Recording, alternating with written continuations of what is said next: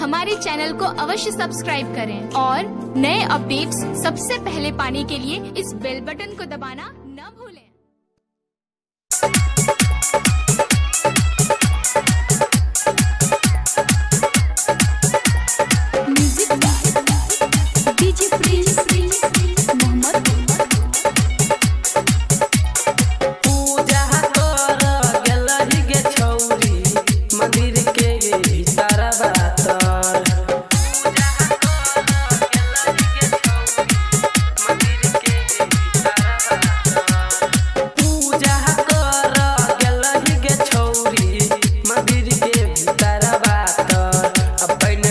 नाम भसौला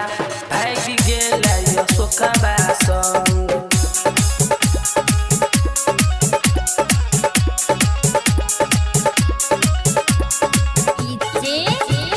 प्रिंस बाबू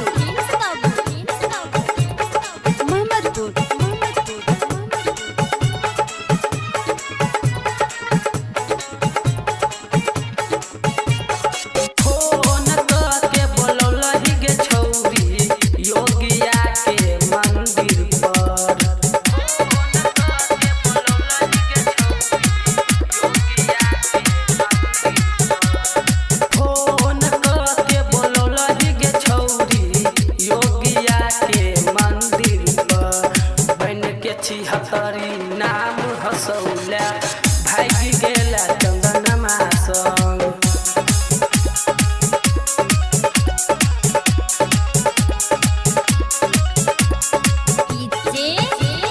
प्रिंस बाबू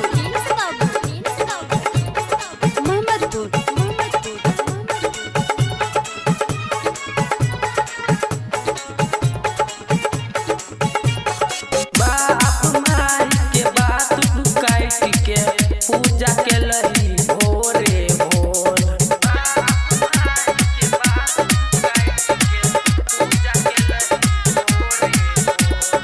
बाप माई के बात